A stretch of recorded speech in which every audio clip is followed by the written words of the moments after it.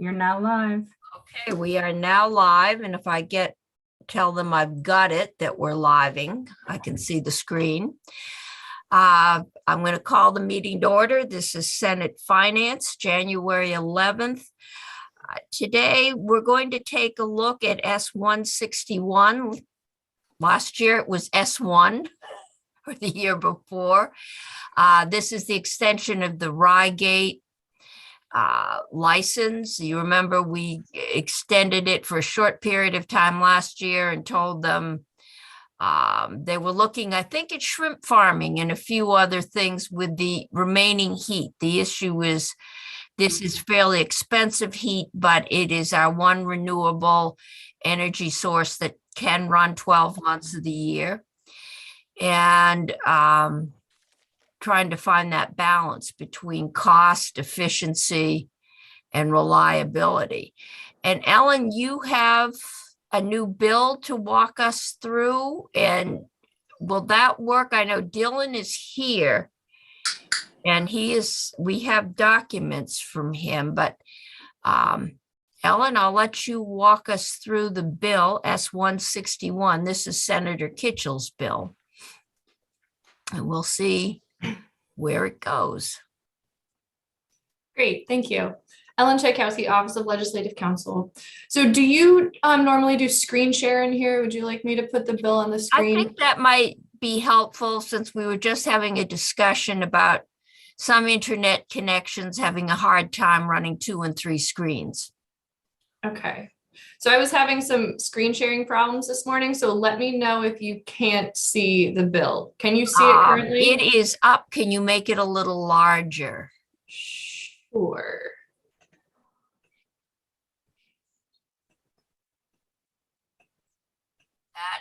That's even larger than it needs to be, but that's great. Okay. Great.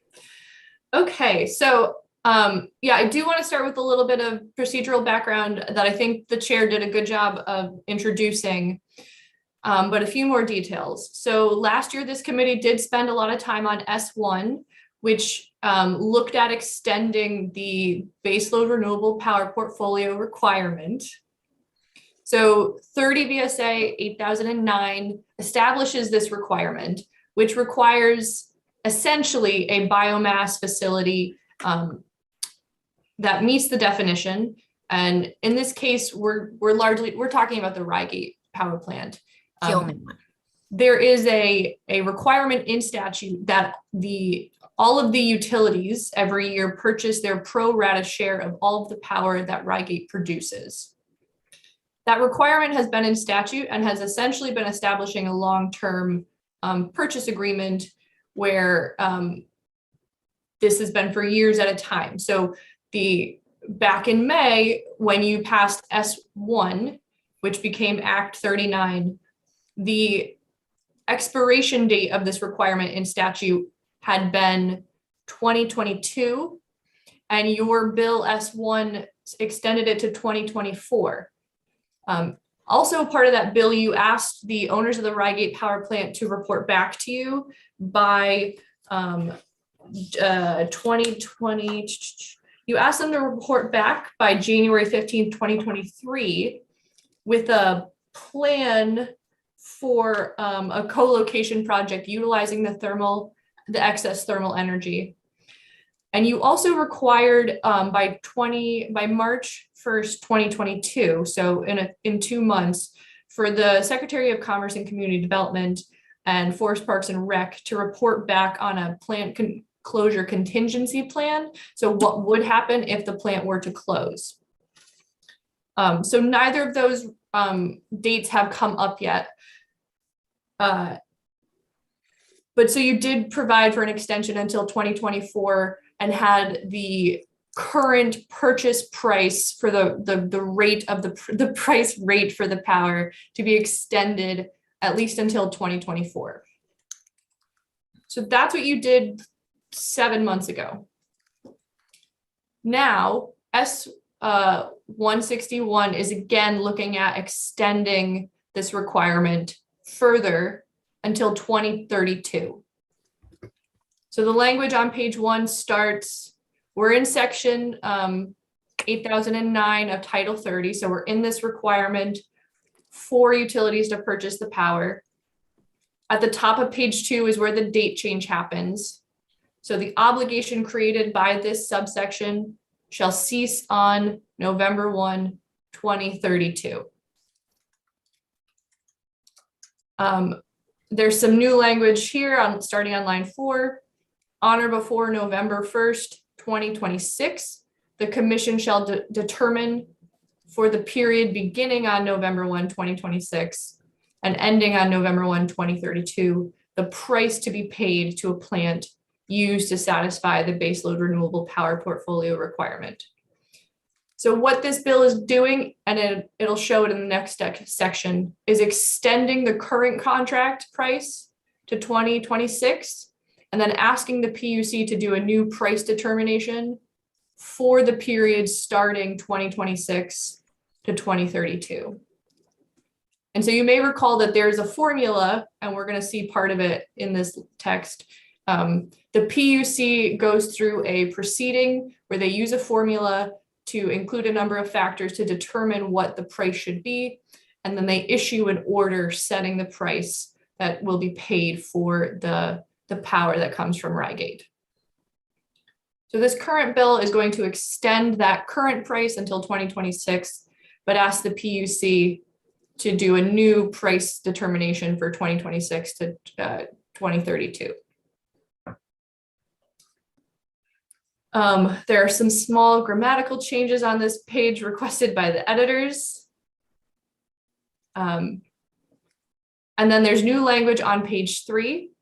So here at the top of page 3, we're in the definition of avoided cost, which is the calculation that the PUC will go through to make the price determination. So it lists the factors that the PUC considers. So the ones that we're not changing include the relevant cost data of the Vermont Composite Electric Utility System, the terms of the potential contract, including the duration of the obligation, the availability of the system's daily and seasonal peak periods. And then there's a new change on line 4. So the relationship of the availability of energy, capacity, renewable energy credits and attributes, and other market products and services from the proposed plant to the ability of the Vermont Composite Electric Utility System or a portion thereof to avoid costs. So this is including the price of renewable energy credits and attributes and other market products and services in the calculation. I do think this was part of the testimony you received last year. I think it was from the utilities about this language, about including RECs in the price calculation. You may want to hear from the PUC about this calculation because they're the ones who will actually be using this formula and about how this would work in the formula. Okay. Then further down is another small change to this language. With respect to a plant used to satisfy the baseload renewable power portfolio requirement, any tradable renewable energy credits and attributes that are attributable to the electricity purchased shall be transferred to the Vermont retail electric providers in accordance with their pro rata share. So this is again just adding the reference to the attributes in addition to the RECs. I think this would largely allow the utilities to describe the power received as renewable. And I do think that was also part of the testimony you heard last year as well. And then finally on page 4, there's another piece of new language in the statute. And this is a billback provision. So top of page 4, the commission shall authorize any agency participating in a proceeding pursuant to this section or an order issued under this section to assess its costs against a proposed plant consistent with section 21 of this title. So section 21 is a billback procedure that the PUC has.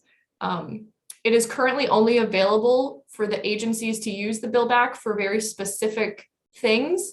So this would be allowing the state agencies to use billback for the proceeding related to the Rygate power plant that would be during the price determination proceeding. So those are the statutory changes. So next, Section 2 amends Act 39 from last session. And this is the section that extends the current price. So this amendment would extend that price even further. So, so all decisions and orders, and I'm going to paraphrase here, of the PUC related to Rygate shall remain in full force and effect through 2032. For years 2023, 2024, and 2025, and from January 1, 2026 to November 2026, the purchase price shall be leveled, the leveled value determined by the docket 7782. So what you did in the bill the bill last year was extend the current price 2 years. This is extending it even further. And then the PUC will need to do another price determination in 2026. Okay. And then finally, finally, this last section is a little bit weird, and I have a little concern with it, and I'll raise it after I read it. So this is an automatic termination of the must-take obligation. So on or before July 1, 2023, the owner of a plant used to satisfy the baseload renewable power portfolio requirement provided for in 30 VSA 8009 shall submit to the PUC and the Department of Public Service a signed contract providing for the construction of a facility at the plant that will utilize the excess thermal heat generated at the plant for a beneficial purpose. And a certification by a professional engineer that the construction of the facility will result in at least 40% of the heat value of the biomass utilized by the plant being used for a beneficial purpose. So this is asking that the owner of the plant, the owner of Rygate, by July 1, 2023, submit to the PUC and DPS a contract for the co-location project and certification that it will result in at least 40% of the heat value of the biomass utilized. That phrase heat value, I do think I need to maybe research it a little bit more. I think this committee did spend a lot of time last year talking about the efficiency of the plant. And so I do want to make sure that is, I find that phrase to be slightly confusing, but I want to make sure that is the phrase that the committee is interested in, but it's saying at least 40% utilized by the plant. So that's the first date. But then in the second section, we have another date. So if a contract and certification is not submitted to the PUC and the department by July 1, or if by November 1, 2025, the PUC finds that less than 40% of the heat value of biomass is not being used for a beneficial purpose, then the obligations under 30 VSA 8009 for each Vermont retail electricity provider to purchase pro rata share of the baseload renewable power portfolio plant with respect to the plant shall cease on November 1, 2025. And the PUC is not required to conduct the rate determination provided for in 8009D. This determination shall be based on information provided by the owner of each plant and the Department of Public Service. So it's asking that the Rygate submit a contract and certification by an engineer by July 1, 2023.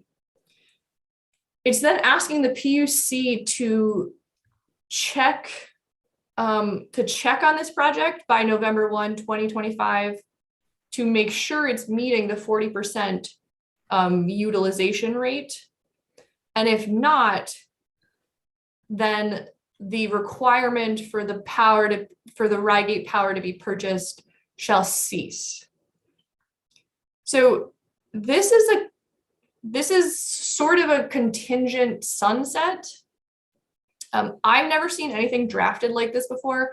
We normally don't draft repeals contingent on an event that's unpredictable. I mean, I think that there's inherent predictability because there's steps, but it's asking the PUC to do something and make an evaluation. And then if they find that the steps haven't been taken, then it would invalidate the statute. So that is unusual, and I find it legally challenging. I think it is risky to put a contingent repeal in statute like this. So I would just raise that. If it were to play out that the PUC found that Rygate didn't meet their obligations, then this session law would invalidate the statute that would still be on the books. And eventually someone would need to repeal that statute because it would still say that the Rygate obligation existed. Okay. Would the normal process be that this would sunset at a certain date, and that if certain conditions were met, we would then renew it?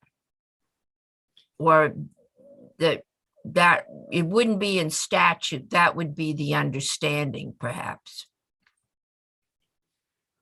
Right. So overall, this is an unusual provision because it is a statute that is specific to an entity, but Right. It does have a firm date in the statute. And so what would happen is what would happen sort of last session, where the date would be coming up. You would know that the date was going to expire, and if the legislature wanted to extend the date, they would make the amendment to extend it. This is transferring that authority in some way to the PUC. It feels like a delegation of power issue to me, but I don't know that. I haven't looked deep enough into this, Yeah. but because you're giving them authority over a statute that would invalidate a statute. Yeah, I have the same kind of misgiving, but if we decide we want to do any of this, we can probably find a way to set it up so it works. Senator McDonald, do you have a question, comment? Yeah, Madam Chair, I think you're correct. If we wanted to go this way, we could set it up so that it works. And that's the issue, I think, is not how the 40% threshold is set up. It's whether 40% is the right number. Right. That's the issue. And Madam Chair. yes, there you are. You weren't on my screen before. That's okay. I just have a question for Ellen. It's fine. The term beneficial purpose, is that defined anywhere? It No, seems I did actually want to raise that too. I think you would maybe want to check with the PUC if they would have a definitive enough understanding of what that meant. It's not defined. So there's an implication that it's referring to using the excess heat for something, but it is not definitive. And so I think that actually would be another sort of layer of the contingency here is, what if the PUC found something wasn't a beneficial purpose and Rygate disagreed with them? right. It The seems like shrimp it farm sets might up be an a- example. Yeah, it seems like it sets up a potential differences of opinion and then Mhm. legal action. Maybe at this point, it would be helpful to hear from Dylan Zwicky, who is here. We have questions. I'll get the questions. I've got Senator Bray and then Senator McDonald, but find out what has happened in 7 months that has brought this back to us. So Senator Bray. Thanks, Madam Chair. This is really a question for council. So, and that is the heat value. So when I did a quick look at Title 30, I don't see that it is a defined term. Maybe elsewhere it is, but I'm guessing like so many things that are measured, there's more than one way to measure them. And then the other thing is that we've generally been talking about efficiency, and now we're changing, it's a bit apples and oranges to go from an efficiency rating discussion to a heat value related discussion. So just wondering if, I'm just flagging it. You already said something about it, and I'm putting my Post-it note next to yours, just saying, I wonder how we seems like something to come back to and sort out if we proceed. Okay. Senator McDonald, did you have a question? Yeah, beneficial purpose. It's when we're talking about the getting power from the plant, each of the utilities in the state of Vermont takes the percentage of the output from the plant equal to their share of distribution. So if you were looking for what would be an interesting number was if they were free to are they fighting over getting more of this share? Or do they feel that each of these utilities would like to be able to buy more of this?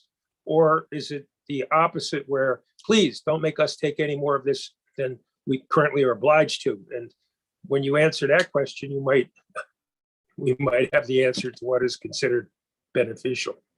Thank you.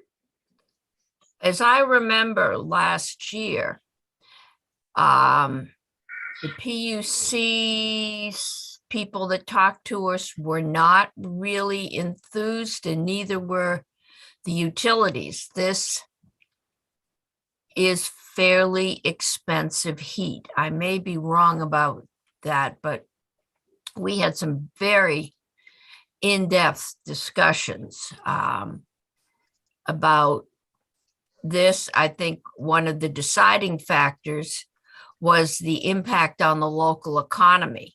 And we sent Forest Parks and Yes, and ACCD. ACCD and Natural,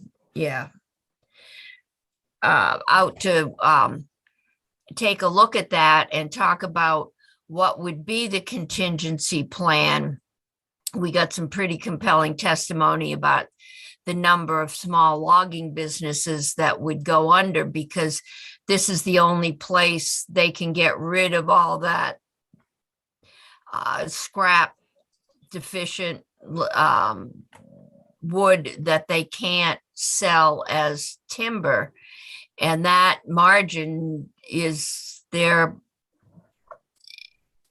difference in their profitability. And those were the things we were working out, and felt if we got some value out of the plant other than the fact that it can generate electricity 12 months of the year. And actually, I think we talked about shutting it down, or it is shut down for cleaning in the summer for a number of weeks. And we talked about perhaps having it offline longer, because we are producing a whole lot more solar than we used to.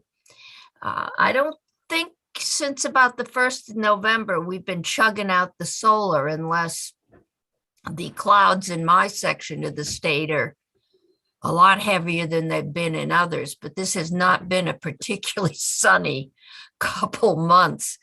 It is sunny today, however, it's too cold to go outside. So who did I have next? I guess we're going to go to Dylan. So Dylan, why is this coming back now? What's changed? What's behind this change in offer? Sure. Thank you very much, Madam Chair. Can members of the committee hear me? Yes. Great, fantastic. And if I may, I do have a very short PowerPoint presentation that I've prepared for the committee today. I think it might help just kind of clarify the construct of the bill. and some of the legislative history that has gotten us to the point where we are today. So let me go ahead and do that.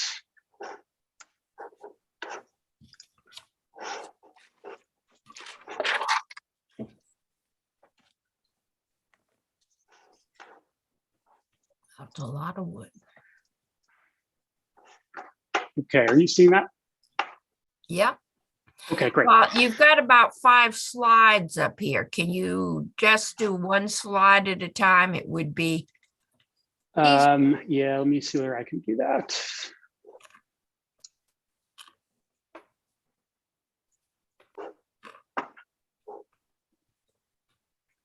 Is that better? yes, that's it. Okay, great. All right, so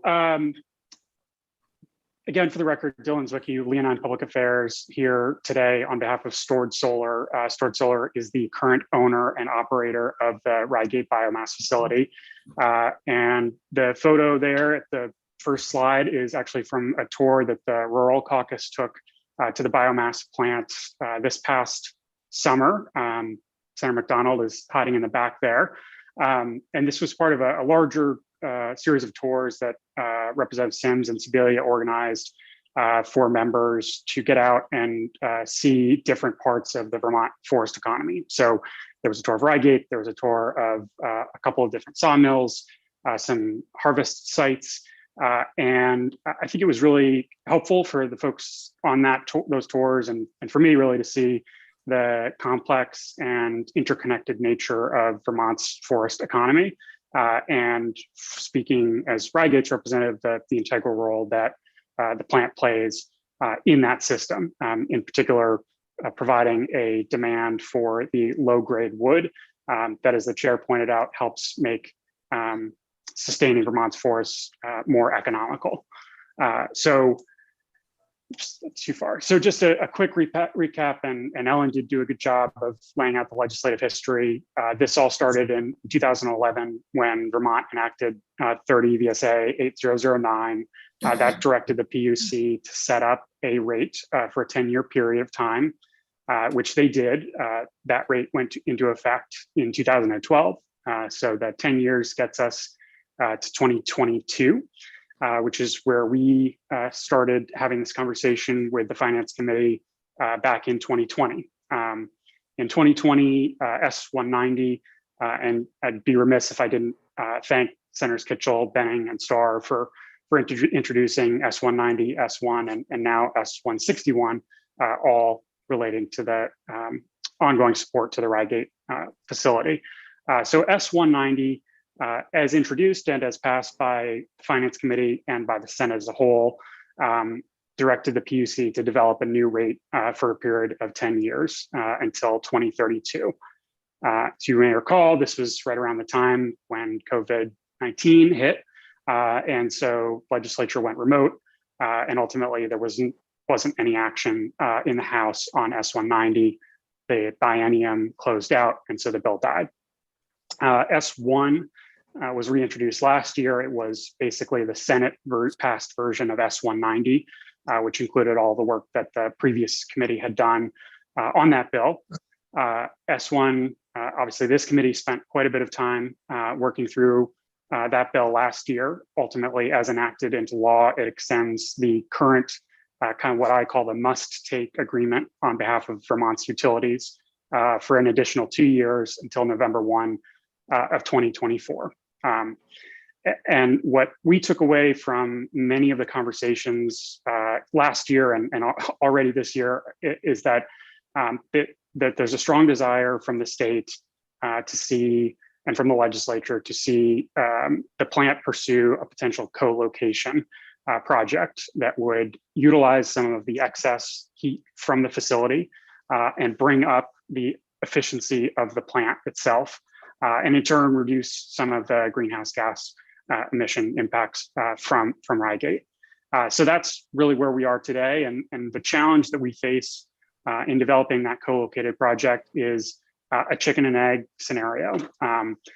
Developing a co-located project, whether that's developed by the owners of Rygate or by a third party, it's going to require a significant capital investment. The viability of that investment is hugely dependent on the ongoing operation of the Rygate plant.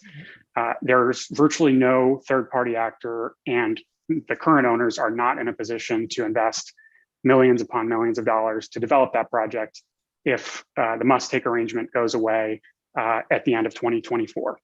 That is just not a good, sound financial investment for anyone to make. So what we struggled with and what we've attempted to do in S161 is solve as elegantly as we can, and would welcome a dialogue with the committee about how to solve some of the challenges that have been raised by Ledge Council with the initial draft, try to solve that chicken and egg scenario. And I hope this next slide will kind of lay it out clearly in terms of the timeline. What we've done is established a path to get to that initial 2032 timeline as we had originally pursued in previous iterations of the bill, but it set up some very clear red lines, trigger points, and benchmarks for the plant owners to meet in order to get that longer term contract. And basically, we think this provides, on balance, the certainty that the owners need or a potential developer needs in statute, not a promise that the legislature will look at it once a project is developed, but a pathway for them to get that longer term contract. So just to kind of reiterate what that timeline looks like, if the legislature in this session passes S161 and that's enacted, that'll be a good signal to them, and they have a clear pathway to November 2032. They need to then go out, do the engineering work, establish partnerships, and by July of 2023, sign a contract to build that project. Now, if they do that, they get a 1-year extension under the current must-take arrangement of the rate. And the reason for that is it's going to take some time, several years, to develop a project of this scope and scale. And for that reason, they need to have continued rate during that period of time. I don't think they would be able to develop the project by November of 2024, even if today they had that certainty. So this gives them an additional year of runway to develop that project. So that takes you to November 2025. Now, just to be clear, under the bill as drafted, if they don't have a construction contract signed by July of 2023, then it's status quo. Essentially, what remains in place is what the legislature did last year. And in November of 2024, the must-take arrangement and the rate go away. To be frank with the committee, I think when the must-take obligation, regardless of what that rate looks like, when that ceases to exist, I think in all likelihood, what would end up happening is the plant would have to decide whether it makes sense to go out and compete on the wholesale market for electricity. That is not a sustainable model for electric-only biomass at this point in time, given what wholesale energy prices are.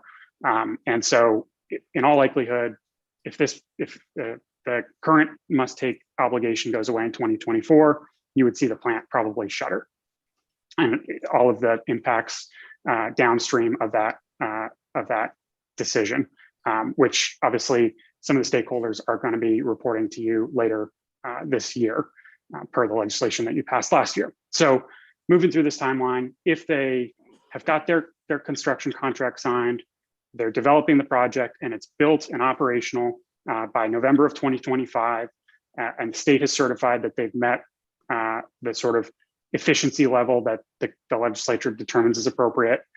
We included the 40% in there because based on the initial calculations for a project that they are strongly looking at, which I'll get into later, that's what they estimate they can get to with that particular project.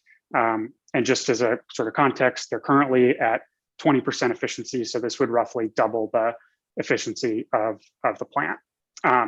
So if they have that project operational by November 2025, that triggers the PUC action to go and set a rate for the remainder of the term until 2032. Now, obviously, the PUC, we gave them 1 year because that's about how long it took to develop the rate back in 2011, 2012. If they feel like they can come in and do it faster, and you could get a new rate that reflects all of the other criteria that would be included in 161, then obviously that would be great as well. So we've tried to tee up kind of the process moving forward, protect the state in the event that a project isn't developed from extending the contract, but also give the plant owners and any potential partners the certainty that if they build on that site, that they're going to have something in place for 2032. So I'll stop there just to see if folks have questions about the construct, and then happy to get into the project that the owners are currently exploring. Okay, so what has happened in several months is you've taken the terms we gave you, gone out, and we were looking in terms of, local lumbering companies, and we're focused on that. But what you found is that the projects that might be interested in using your excess heat have said, we can't make this investment and only be guaranteed that you're going to be open for 3 or 4 years, that to get any return on our investment, we need a longer term guarantee that you're going to be around. And I think we've been very clear since the beginning that it's the must buy that's keeping you around, that without it, there wouldn't be much of a market unless something changes drastically. So have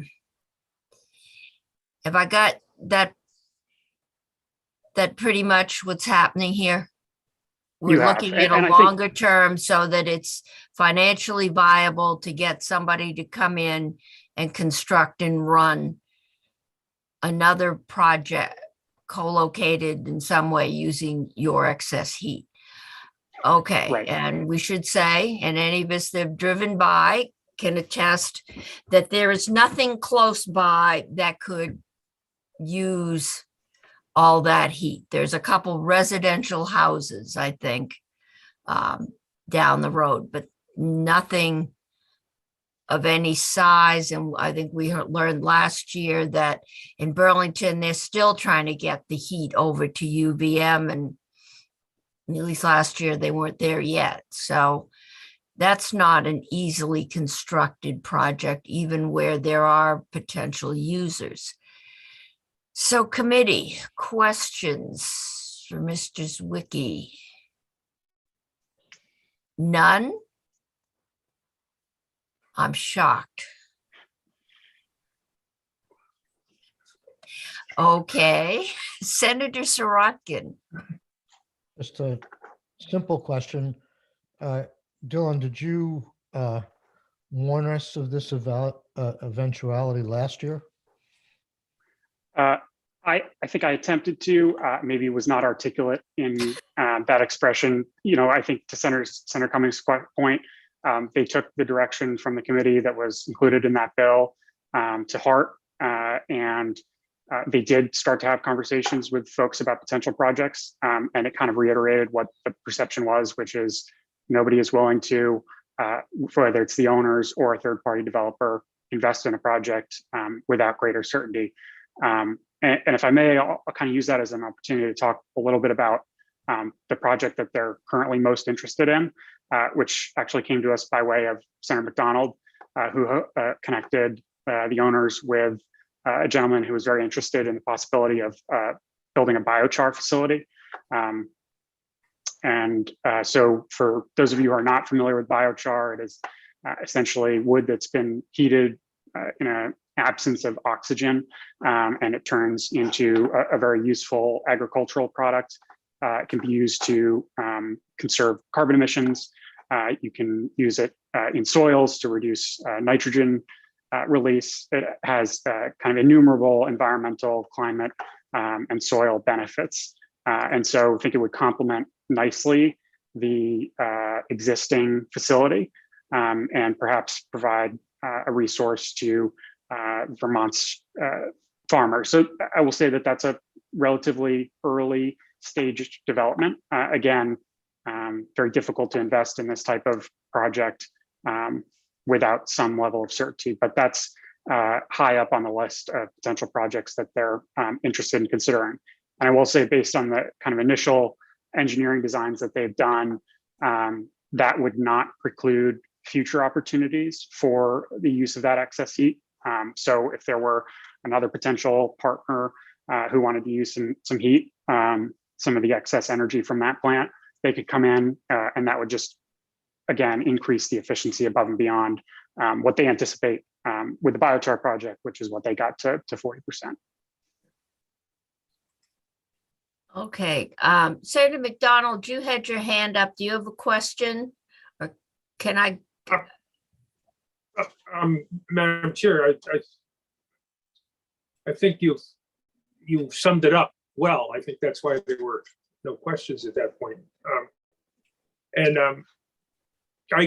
The last day of the session last May, on that Friday afternoon, I went over to the plant where there was a discussion about using excess heat to produce biochar. And we on this committee, when we passed the extension that we passed a year ago, I think pledged to be available and to entertain enterprises that would help the plant sell on the open market something that people would buy and were eager to buy. And biochar would be one of those things. 40% efficiency. You can use wood and burn it and get 70% efficiency that electric companies and distributing companies would buy of their own free will, because it's base power and it's a bargain. 40%, they're not going to buy electricity at 40%. So that's the challenge here. The plant needs to produce and sell a product that can enable them to sell electricity to willing buyers rather than requiring those buyers take it.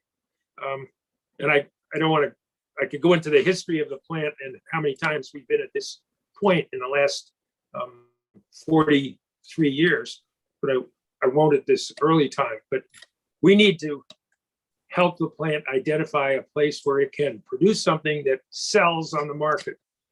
We cannot fill up and replace the market that has disappeared when the plants in New Hampshire have closed, when New Hampshire itself will not subsidize such things. It's not a Vermont market, it's a New Hampshire and Vermont and Maine market. Right. That is hurting here. Yeah, thank you. Okay, Senator Brock, and then I've got Senator Bray.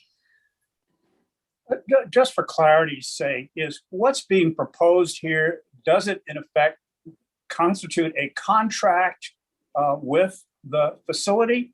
Or is this, as with anything else we typically do, something that the legislature can promise today and the next session of the legislature can reverse it? That might be a question for Ellen.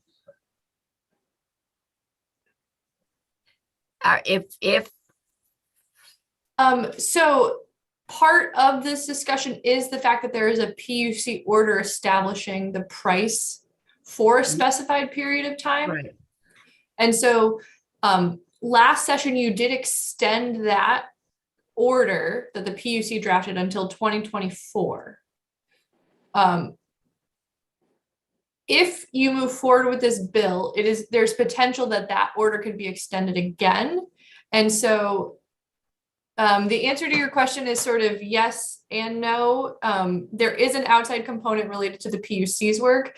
You would at any time, I think, be able to make an amendment to a statute if you wanted to. Yeah, you have the ability to amend the statute. I don't know if you could end the PUC order early because that's in rule. If that, did I That's- answer your question? Yes, oh, That's not what, I- that's not what the Depends. plant's asking. Depends. well, I mean, again, if a future legislature looked at this situation through the lens of that day and decided, we don't like this, it doesn't make sense, and we don't want to continue doing it, can that happen? Yes. Yeah. That's what happened. That's what we said, this committee said last year. We don't want to, Madam Chair, Yes. if I may, this plant was built by forward-thinking people who looked at the possibility of making electricity out of wood, and they convinced the state of Vermont to fund an experiment and to see if that was a viable enterprise. And the state of Vermont funded them for 20 years, paid the mortgage, covered the difference while the plant worked and tinkered and made some upgrades. And during that time, the price of electricity dropped. And it dropped to the point where this was no longer a profitable enterprise. The Natural Resources Committee in the Senate recommended that this project end and that we stop funding it at the end of the first 20 years. At that time, it was funded in statute for a second 20-year block. The Natural Resources Committee in the Senate was somewhat dumbfounded because it had recommended that the plant not be refunded. And it is generally believed that the funding showed up in other legislation in the big bill, and it went on for a second 20 years. So it's coming up on the end of its 40th year, a year and a half from now or so. Mhm. And now the plant is they're out there trying to get a further extension to operate a plant that sells electricity that the buyers don't want to buy and are unwilling to pay for. As Mr. Zawicki says, the owners are not in a position to invest millions and millions of dollars in a plant where they don't have a guarantee that someone's going to buy what they are selling. That's the plant's problem. And last year, we extended them for the plant for a couple of years with the commitment that if they came up with a way to have the electricity be at the market value or to augment their income by selling heat so that they could then sell the electricity at market value and together they could make a profit, we wished to support them and help them make a profit because for all the good reasons. So now they are at an impasse and they're saying, well, if we're 40% efficient, subsidize this. They can't make a profit at 40% efficiency. If you ask the plant what they are now, I think it's between 20 and 30, but 70% is where you can make a profit burning wood, but you have to use it for heat. You can't use it for electricity. And that's the dilemma that they're in. That's the dilemma the ratepayers are in. And that's the dilemma we've been charged with trying to resolve in a reasonable manner and provide any lead time if there's something out there that can break this logjam, no pun intended, that we're trying to make that possible. That's where we are, and I've gone on much longer than I had intended. Thank you. Okay, but I think Senator Brock's question is, if we pass this and we tell them they've got X number of years at a guaranteed rate, and then we decide to change it, can we do that? And I think that's not if that would be unfair to the plant and they wouldn't. Yeah, it would be unfair. Yeah. Yeah. Yeah. But I think this is where we get into issues when we're dealing with businesses, because we can't find future legislators, but businesses need need predictability, and not that everything might go away because some committee in the Senate decides they don't like biomass. And we had a break scheduled. We got about 5 minutes left. So I'm going to keep us forward, and then I'm going to give us a 10-minute break. And then we'll move on. We'll be back. We'll have the PUC in, we'll have the utilities in again. And we will have ACCD and Forest Parks to talk about what their look into the economic impacts of shutting this whole thing down are. Senator Pearson. Wait, I had Senator Bray first and then Senator Pearson. Thanks. I just have a quick sort of technical question, I guess, for Dylan. So when I read heat rate, I'm used to the notion of it meaning the heat value of a fuel that's being input to a power plant and how many kilowatt hours you get out. So it's usually million metric BTUs on the input fuel and megawatt hours produced. So I'm guessing that's how you're using it. My understanding from, as Senator McDonald was saying, is that you've been running at about 25 efficiency rating, and now it's going to go to 40. So I'm just trying to understand, are you saying the plant itself, regardless of the biochar component, just that the plant will be made somehow more efficient? I know we're talking about waste heat being used in another way, but biochar production isn't a megawatt hour. So is it just for the electricity itself that's produced? Are you talking about almost whatever, like a 60% increase in efficiency? Yes, thank you for the question, Senator. I'm happy to get someone that is actually a subject matter expert in terms of the engineering of the plant. And that's not me.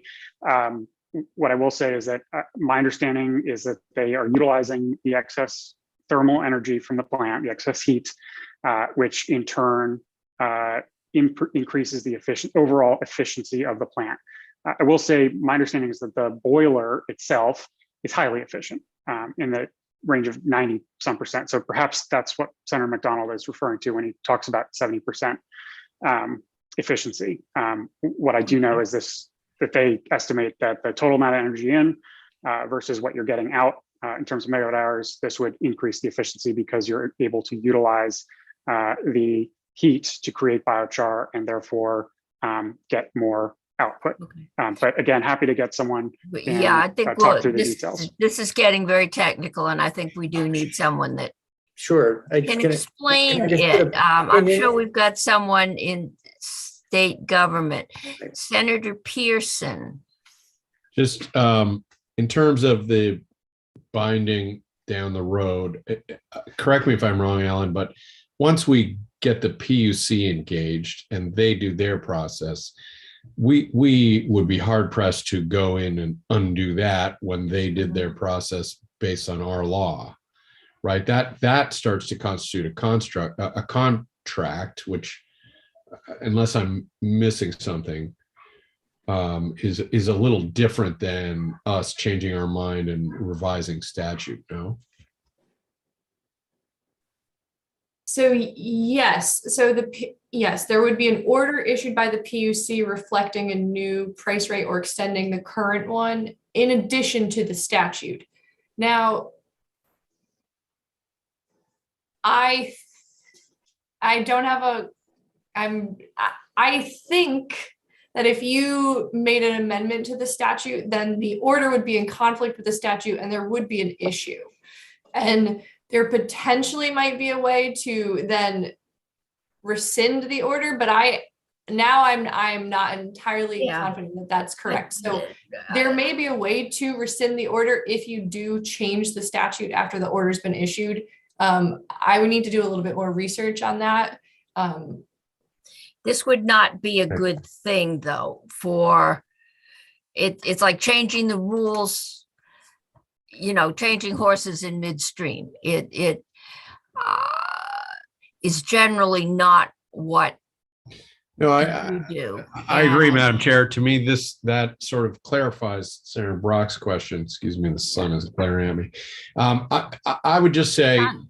I continue to have some challenges with this whole plant, but I'm hearing them take what we asked them to do last year and come back and say, here's our plan, and we need this small tweak to carry it out. I'd like to understand what, I mean, I guess I don't understand. I feel like we laid out a criteria and they're coming back and answering that. And I'm hearing, and we'll talk about it another time, but Senator McDonald, I'd love to understand why that's not what you're hearing, or if it's just part of your ongoing, all of our many shared ongoing misgivings. And I think we will delve into this, including the question as what is efficiency, and see what we can find out.